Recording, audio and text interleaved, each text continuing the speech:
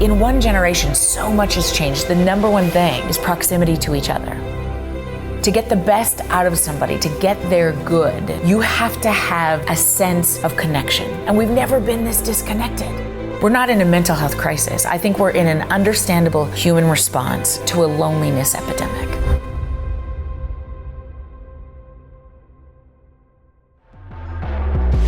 You pharmacists can dance! Karen, you were shaking it. Nice work. She's hilarious. I was laughing the whole time. Has anybody ever been in a bar fight? Yes, you have. I've been in 2. Listen, we're going to end today talking a lot about some exciting things like burnout. But here's what's going to happen is I'm going to rip your souls out and then I'm going to put it back together. Woo! Okay. We want to fix stuff and things aren't going well. You're okay? It's okay. It's okay. It's good. It's good. We love our marriages. We love our children. So good. We're good. Everybody's fine. We're not fine.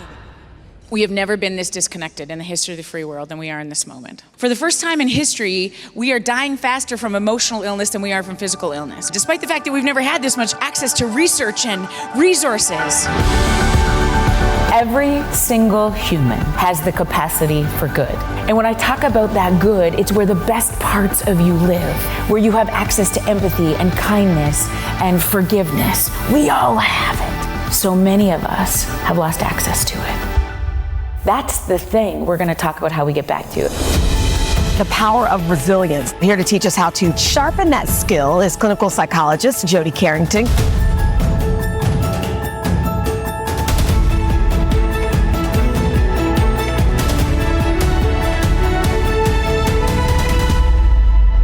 You can imagine trying to lead or create innovation, creativity in a group of people who are largely burnt out, emotionally exhausted, they've lost compassion, and they don't give a shit.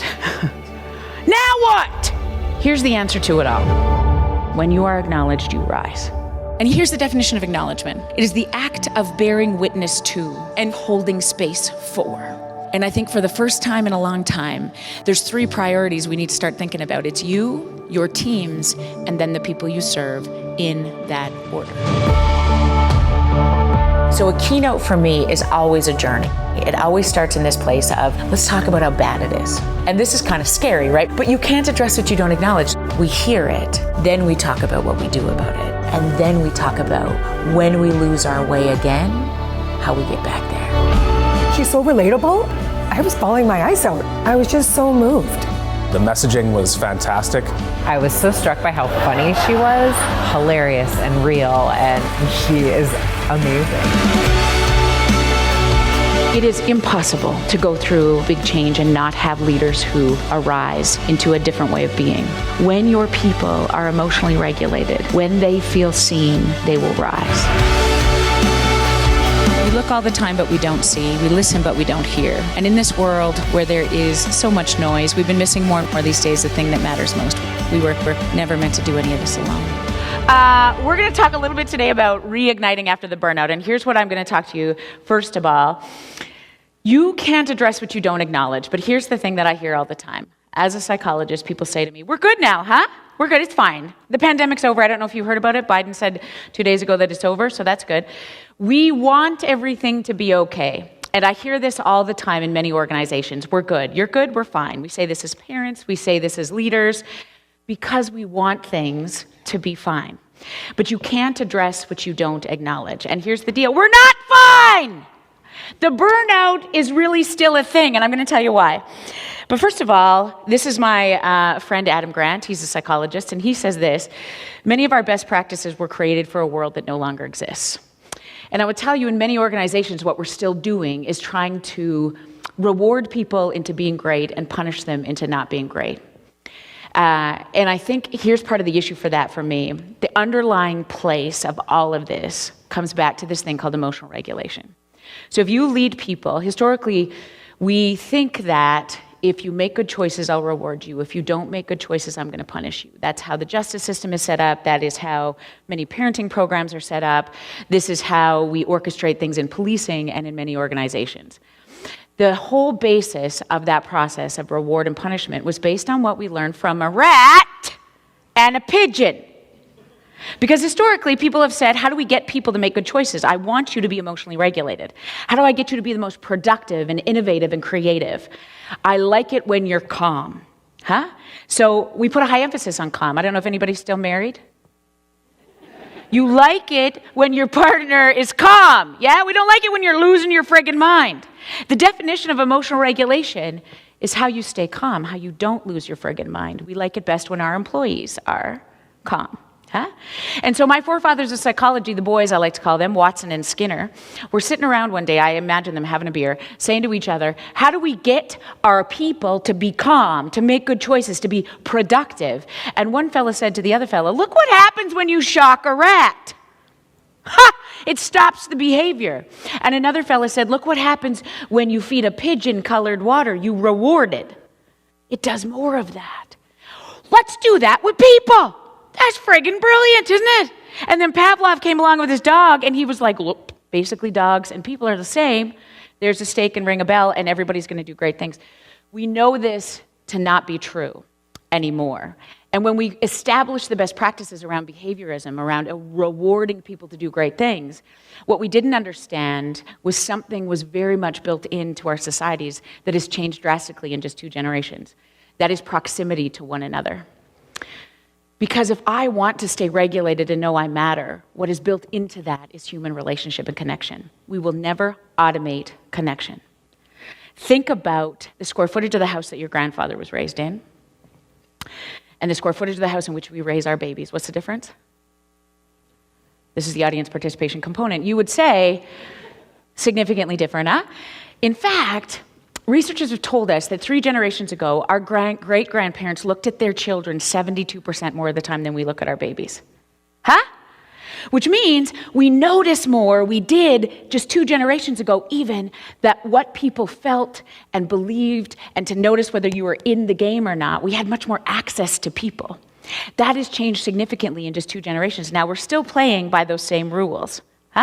That I'm just going to reward the good stuff and punish the bad stuff. And what we don't know is that we're missing relationship and connection.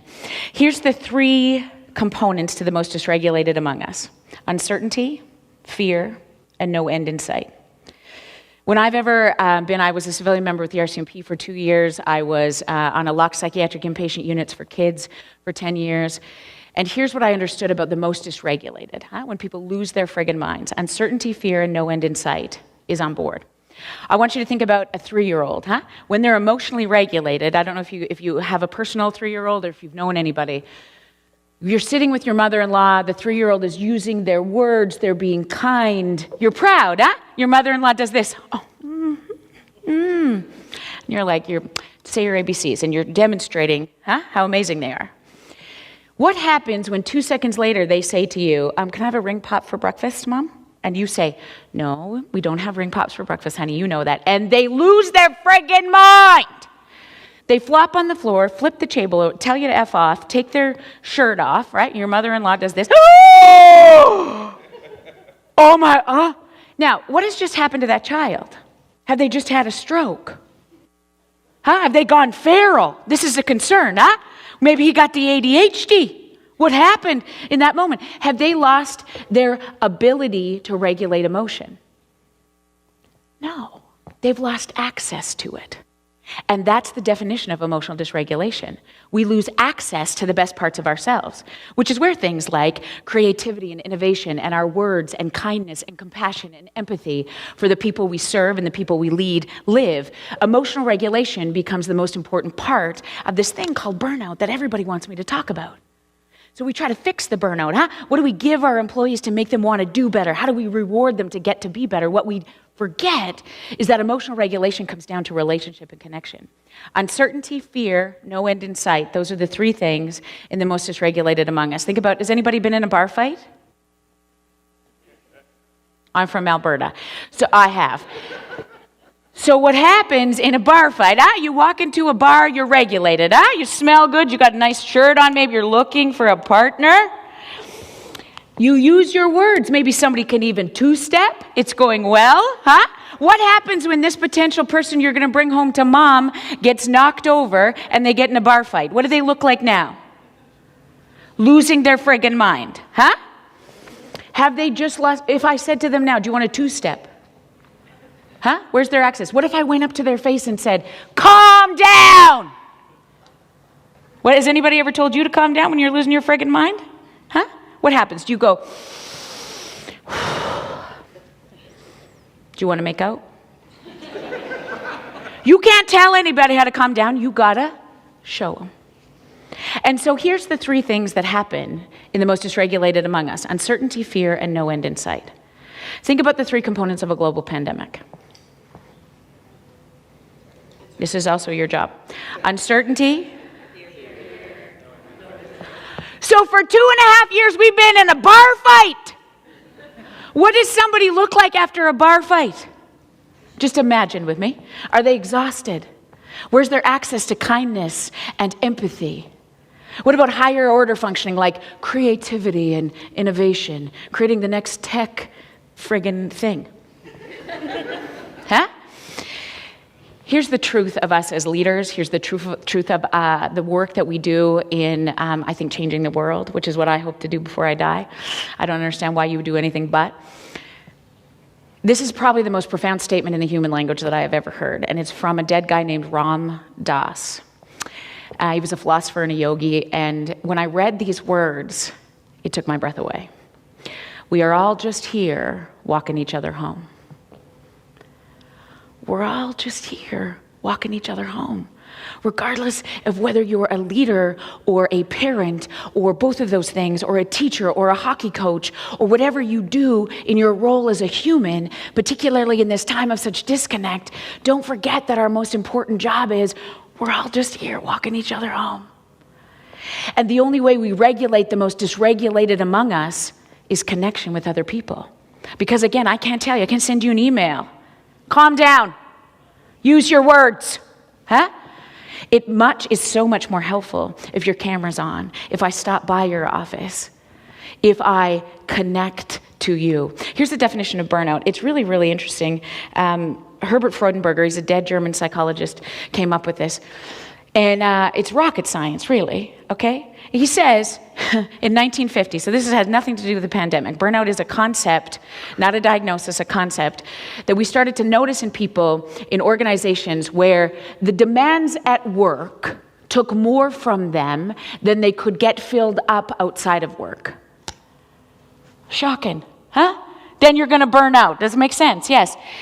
Here's what he said about the three components. This is what I love about this research the most, because it has stood the test of time. It is still true. If you think about organizations or people who are burnt out in your world, you will notice three things. They start to get emotionally exhausted, which means I am tired to my core. Not just like I'm tired because it is a big deadline or we got to get this new project out. You are emotionally exhausted to your core. Any given Wednesday, you're in your jammies at 6 o'clock. Huh? Number two, a lack of compassion starts to set in. You used to like people. Now you want to throat punch them. And you kind of scare yourself, huh? I was in my office last week. I am a small town psychologist, huh? People know I'm supposed to like people. I was sitting in my office. I watched somebody drive by in a purple Jeep. And you know what my first thought was? Who the shit drives a purple Jeep? That's the dumbest thing I've ever seen. Was it on sale? I don't like that guy. What is wrong with me? I wanted to fight this guy in the purple Jeep. So you start to question your ability. Like, what? Maybe I got the depression. Huh? Maybe I'm going through the change. What's wrong with me? Huh? Three, we start to see this experience of futility sets in to people who are burnt out, which basically means your give a shit is broken. Huh? You're leaving at 3? Me too. I don't owe them anything.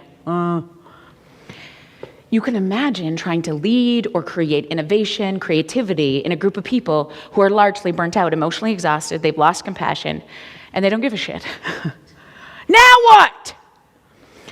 Here's the answer to it all. In this very short period of time, I know it is actually as simple as it is complex. When you are acknowledged, you rise. And what we have stopped doing is looking and seeing. Here's the three things that really come to me about acknowledgement. There's two things it isn't and one thing it must be. It is not an apology. Oftentimes when we think about an acknowledgement, we say, we've apologized. Our indigenous peoples of this beautiful country have said, for many years, we just need to be acknowledged. It's not an apology. You can't apologize for things like a cultural genocide, but you can acknowledge, which means I'm going to hold space. I see again and again and again. Here's the other thing. It's not an end game. You don't just do it once. Huh? We do. We acknowledge our employees 0 to 2 times a year. We have Staff Appreciation Day. Okay? The secretary gets some carnations from Costco.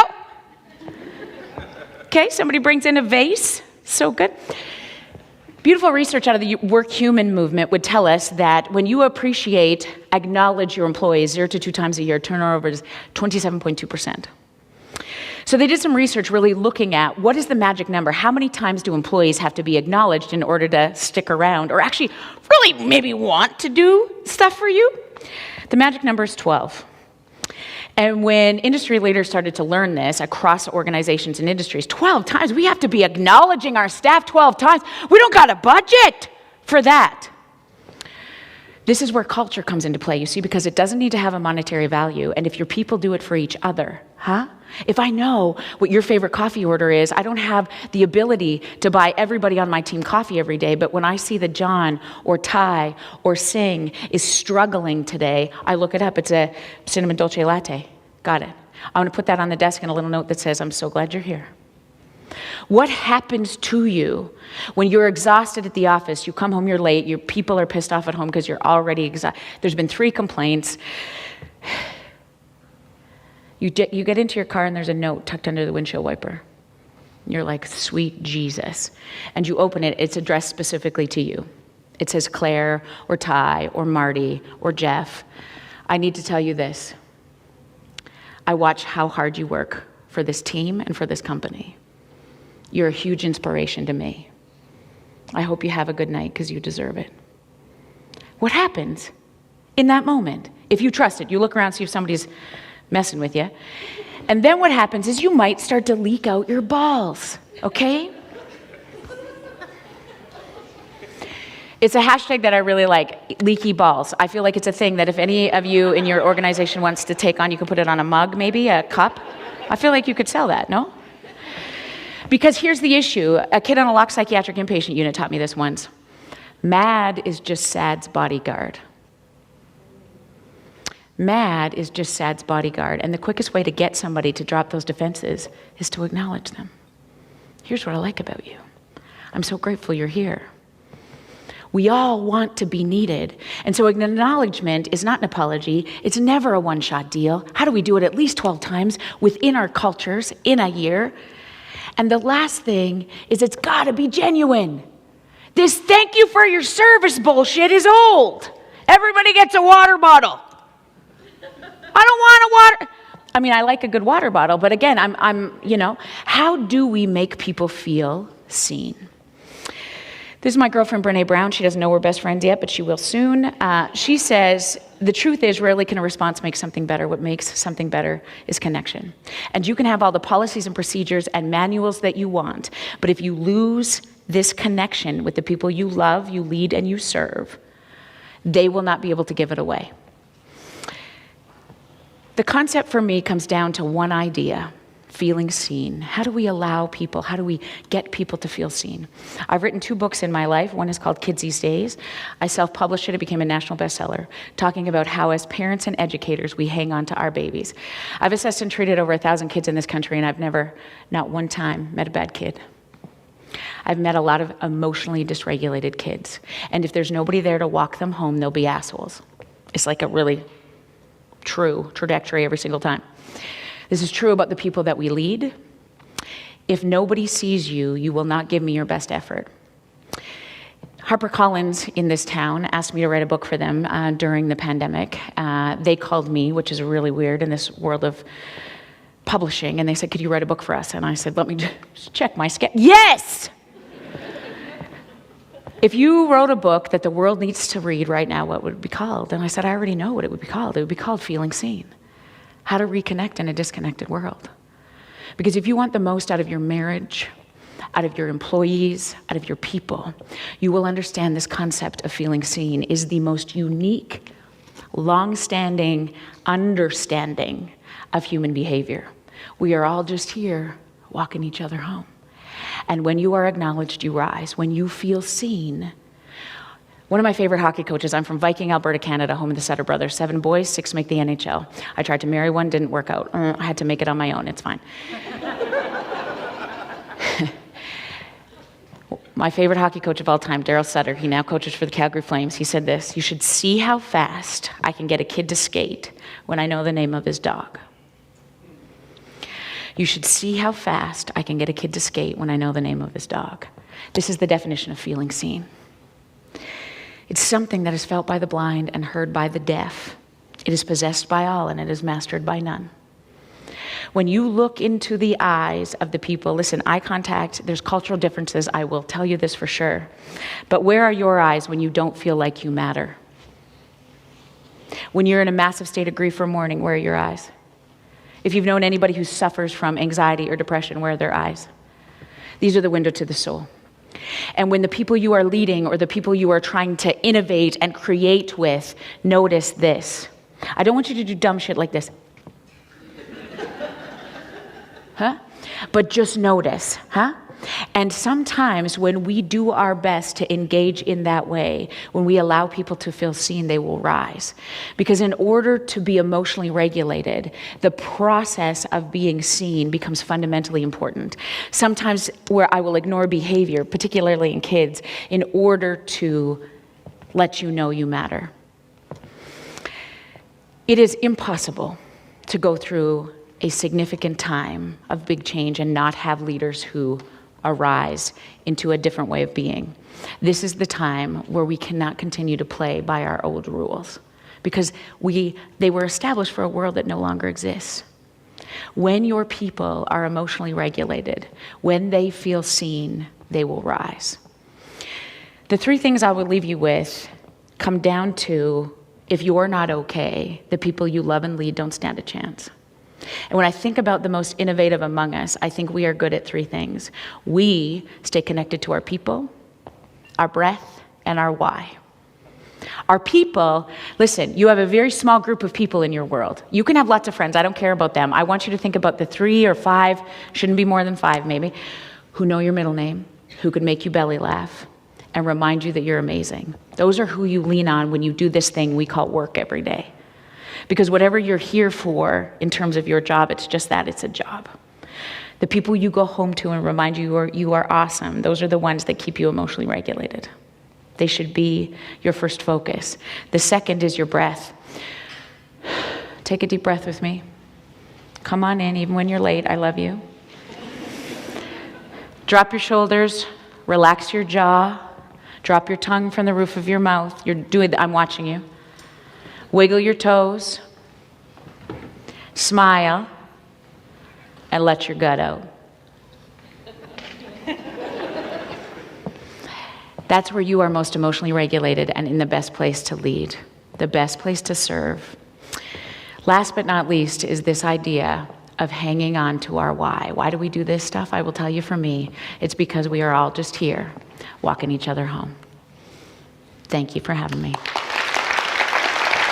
So in the course of that whole process, I knew I really wanted to work with adults. I wanted to be a sports psychologist. I started at Red Deer College, where I don't remember much of that because I spent a lot of time in Billy Bob's. And then I went straight to the U of A, and I remember a little more of it. And I spent a lot of time there looking at sports psychology, trying to figure out how I could be the best motivator on the planet. There's no jobs in sports psychology. So I did an undergrad internship with the RCMP.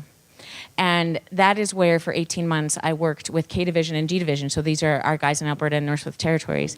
And I learned a lot about trauma. And I learned that we do very little to support our members. We do very little to support our EMS personnel, even today. And we do even worse of a job of supporting the families that hold them. And we struggle quite often in trying to figure out how we assist these people that we put in positions of helping us every single day to be better. And we keep pouring resources into them, and I think that's a massive mistake. I think it's the people who hold them that need the support. And so in that learning, when I did my residency in Nova Scotia, they said you have to do a rotation with kids, and I said, I don't like kids. And they said, too bad, you have to. So I did, and I fell in love with the little buggers. Do you know how this happens? You don't want to like them, and then it just happens. And then you get some, and then you really have to love them. So when I was there, I did a lot of rotation, or I did actually a postdoc with kids, and I learned that we know even less about kids and trauma. And I was so excited to come back to Alberta, and I got a position at the Alberta Children's Hospital on the inpatient unit, where I stayed for 10 years. Hi, there's my SLP. Look at all of you. There, in those 10 years, I learned more from those kids and families than I could have ever learned in grad school. I learned what trauma looks like. I learned what brokenness looks like. I learned what disconnection looks like.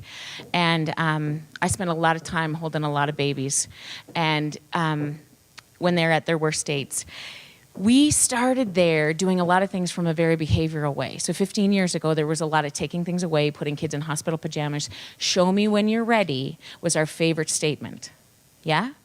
The idea being that when you can figure out how to regulate emotion, when you can figure out to tell me what's wrong with you, then I'm going to help you. Until you get to that point, it's kind of up to you to figure that out. Okay? So much of that for us, for many of us, and we were young on that unit, said, this doesn't feel right. Why? You can't reward a kid enough to make them change behavior. This just can't be. This is the center of excellence. What are we doing? Yeah? So we spent a lot of time talking about emotional regulation, connection. Yeah?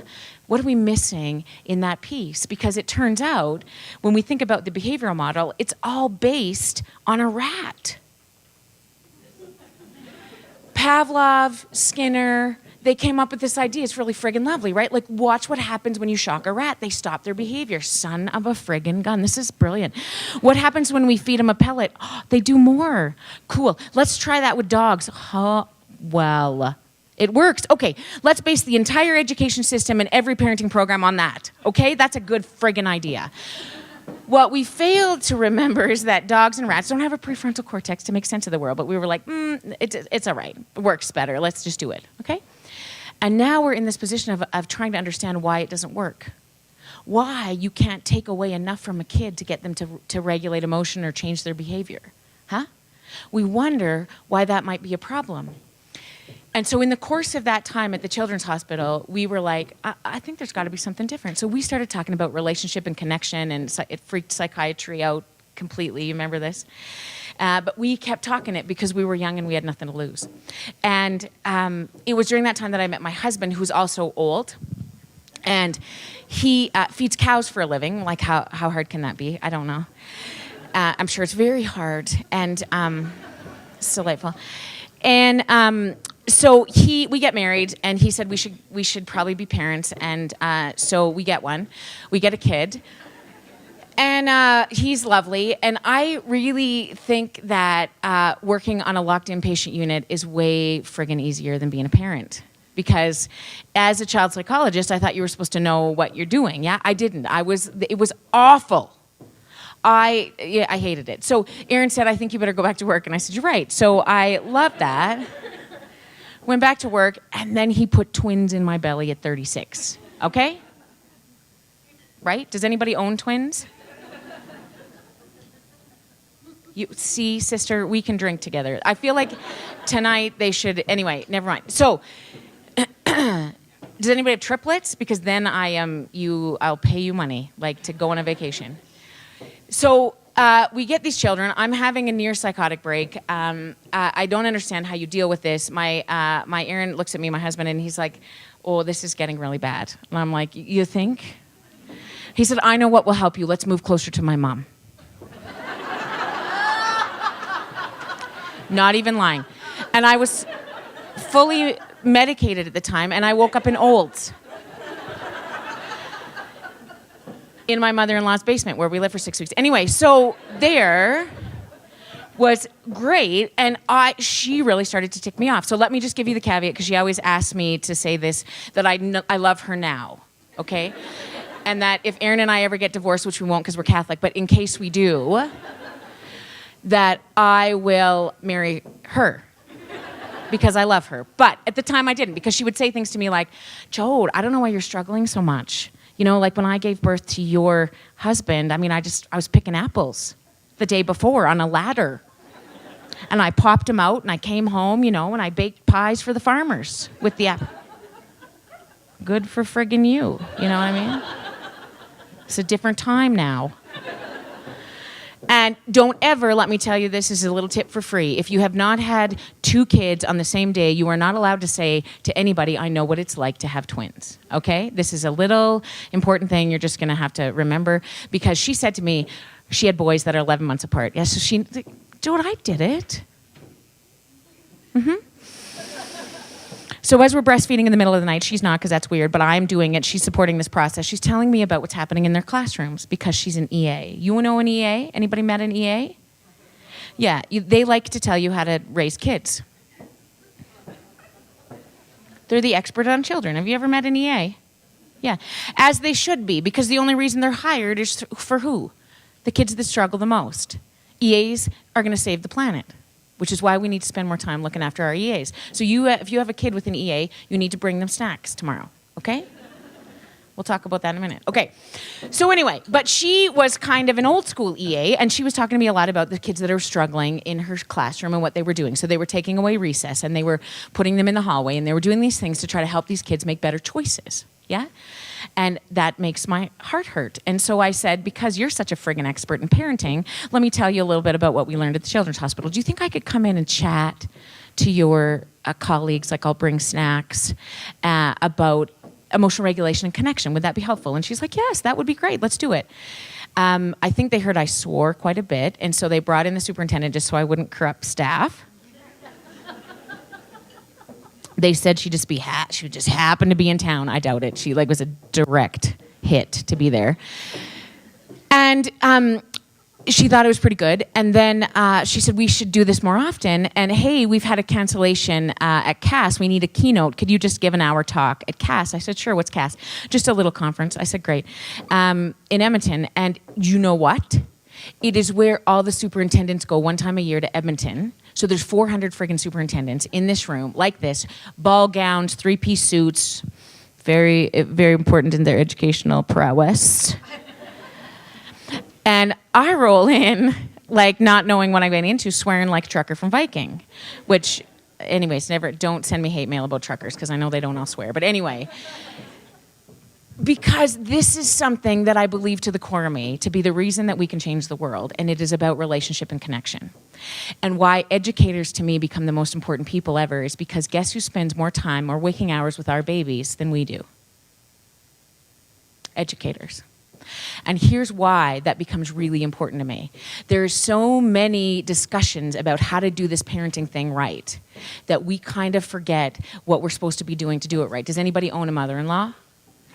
Okay, so there's 677 opinions about how to do this right? If you don't coach every team, if you don't have a dolphin-assisted pool birth. Very bad. And sweet Jesus, if you don't breastfeed. Really bad choices, okay? So I'm gonna show you this little video, which I think really depicts it all. I'm not up here to tell you how to do it. I'm up here to tell you one of the biggest lessons I've learned, and that is about the importance of connection with our babies.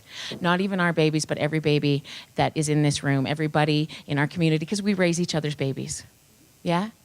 And when we talk about today about lighting up with your baby and my baby, that's how we're gonna change the world, yeah? So let me show you this idea about how many opinions there can be and what I think about opinions.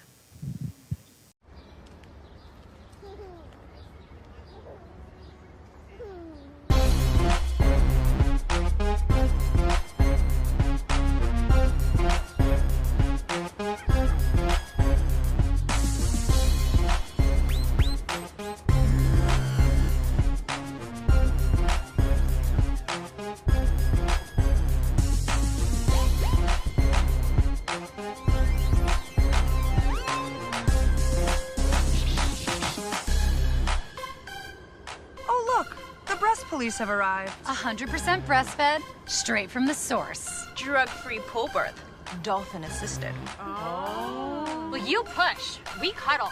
Yeah, cuddling is bonding. Helicopter mom, 12 o'clock. Must be mommy's day off. Oh, that's sexist. What? You wanna go something? No. Oh, disposable diaper. Well, apparently we don't care about the environment. Oh, look, it's Crunchy Granola Mom. It's getting real. I wonder what it's like being a part-time mom. Ooh. Stay-at-home moms. I wonder what they do all day. Mani-pedis, Looks like some moms are too lazy to breastfeed. Someone came with their nipples blazing. Oh yeah? Well, I pop during conference calls. Hello. It's not all about the breasts. Actually, yeah, it is. No, it's not. No. It's about the breasts. It's about. But it's not. You want a piece of this? Oh, you want a piece of this? Well, I'll show you some screen-free parenting. Bring it. Nibble up, ladies. It's go time, I think. Yeah, Go.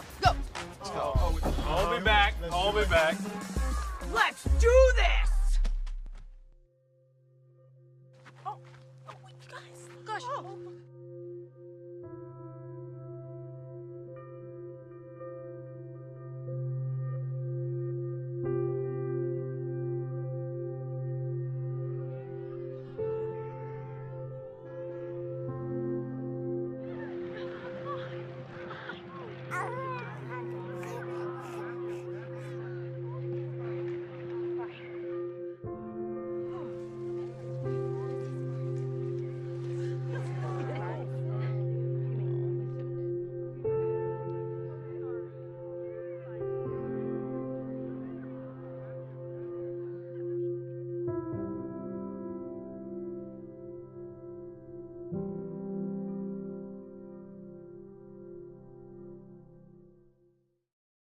What I love about that is here's the deal, right?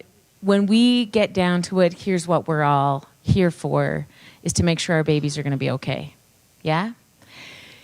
This is the quote that has guided me through many of these transformations in the way that we're thinking about things. We started off at this, talk and cast 2 years ago, and since that time I've talked to your leaders in this province. I'm going to keynote a rural ed conference in March, and then we're going to do this on a Canadian basis at the end of March, talking to educators. We were in Halifax in July talking to superintendents in Canada saying, we got to change the way we do things, guys. We're in a bit of a state of a mental health crisis. We're not in Uganda, but our kids are not getting better. Our teachers, our EAs, the people who hold our kids are not okay. What do we got to do about that? This quote by Marianne Williamson, she's written Return to Love, one of my favorite books of all time, says this, and it is my guiding force to many of the things that we do when I spend time away from my own babies, because I believe this to be so true. There is no single effort more radical in its potential for saving the world than a transformation of the way in which we raise our babies. That word transformation becomes so pivotal for me in thinking about what the problem is today, because I've heard so many times when parents say to me, can you see my kid? He's a disaster. I think he's going to be a psychopathic serial killer. I really think you need to see him. And I'm like, okay, yeah, I'd love to. Yeah, that sounds great, but I need to see you first. Huh? I've assessed and treated over 1,000 kids in this country, and I have never, not one time, met a bad kid. Not one time. The kids are not the problem, see? I can keep your kid in therapy till they're 65, and it doesn't matter a hill of beans if I send them home to Afghanistan every night. The kids are not the problem. We spend a lot of time, however, trying to figure out why kids these days are so lazy, are so disrespectful. Those Gen Y, X's, elemental P's, little buggers, you know what I mean? I often hear parents say to me, Dad say to me quite often, my father used to look at me. All he would have to do was look at me. And I would know that I need to pull it together. Now I look at my kid, I look at my boy like this. And you know what he says? What? Disrespectful. We need to bring back spanking. That's what we need to bring back. That's a problem. Yeah. See, here's the thing. The concern is then now screen time, social media, Grand Theft Auto 5. All of those things are the problem. See, none of those things are the problem, in my mind. The biggest difference between what has come before us and where we are at now is one simple word, and it's called disconnect. The only way that you learn that you matter, the most important question you'll ever answer is, am I worth it? The only way you answer that question is in the context of relationship. And we are more disconnected today than we have ever been before. I want you to think about the square footage of the house in which your grandfather raised your father. What is the square footage in the house that you raise your babies? They had no choice, see? But to connect with each other and make things better. If I look at my grandparents, right, they were amazing. Every night, 3 games of crib. Yeah? Regardless of what was happening, 3 games of cage, she'd cuss his all things, and he would, respond with, yes, ma'am, yes, Evelyn, mm-hmm, yeah. Every single night, 3 games of cage. Aaron and I are really lucky if I can sell him something on Heyday. Like, that is the biggest conversation we have on this app that we play. Yeah, we farm in the same farming community. It's very lovely. Do you have a bolt for the barn? Yep, sell it to me. Don't you hike that price up. That is the best that we got going on between the two of us, see? What do we have that is so different than before? I mean, where is this all day long? They didn't have iPads or iPods. They didn't have TV. So guess what happened? So much of this happened so much more. And the only way I answer something very important, this question of am I worth it, is in the context of relationship. That is what has changed. It is so much easier to disconnect than it is to connect. It is so much easier when you have a big question about, do I matter? Have I screwed up? Did I make a bad choice? To put it on Facebook to say, I'm feeling really sad today. And 65 people within an hour will send you virtual hugs and likes and things, hearts and stuff. Yeah? It is much more time consuming to get in your car and say, hey, do you have 10 minutes? I really want to talk about today. It was really rough. Yeah? The risk for rejection is massive. Yeah? So we take the easy road and we do what we can to get our needs met. Then what happens is we get our needs met in all other kinds of ways to be able to make sure we fill it, because we're all wired for emotional connection. We're all wired for relationship. So if we can't get it from other people, we get it from other things. Gabor Mate talks about this quite often. The opposite of addiction is not sobriety, it's connection. Because we will fill that hole of disconnect with many other things. If we don't think like we're good enough in relationship, if I don't know how to repair a relationship, I'm going to figure some way to fill it. The opposite of addiction is not sobriety, it's connection. Disconnect becomes the issue because the only way that I answer this question of worthiness is around connection, is around relationship. Yeah? Here's the tricky part. My friend Rita Pearson says this, and I say this oftentimes to your educators. I've said this to all of your teachers and principals in this division. Kids don't learn from people they don't like. And the most important lesson we're going to teach them is something called emotional regulation. Who owns a kid? You didn't come for the free cheese. You all own a baby or you love one, yeah? Your most important job as a parent, by the time you launch them at 18 or 25 or whenever they'll friggin' leave, is to teach them one thing and one thing only, and that is called emotional regulation. Because with emotional regulation, you can do anything. Do you know what I mean when I say emotional regulation? Not losing your friggin' mind, okay? How do you keep it together enough to have access to making good decisions? The only way you learn emotional regulation is in the context of relationship, yeah? When you bring your baby home from the hospital, they have nothing on board other than to what? To let you know that they need something. How do they let you know they need something? They lose their friggin' mind. They cry. And what do? You cry as well, yes. Or you drink wine, or I'm just kidding. But usually in the beginning, your job is to figure out how to regulate them, right? You try to figure it out. You rock, you change balm, you feed. If that doesn't work, what do? You go for a walk, you take them for a drive, you put them on the dryer, not in the dryer, but on the dryer, and you work to get them soothed, to get them regulated, because the more times you do that in your presence, the less it is required in your absence. Our only job as parents is to regulate for our baby so that when we launch them, they can do it for themselves. The more times you do that in your baby's presence, the less they will require somebody to do that for them in their absence, in your absence. Yeah? So your kid's job is to get dysregulated. And your job is to help them make sense of big emotion. Because they don't have the neurological capacity to do that. Yeah? The more times you do that for your baby, the more times they wonder and they start to, I'm worth it, I matter. Look I got somebody who can catch me when I'm losing my friggin' mind. Perfect. Now I can take on the world.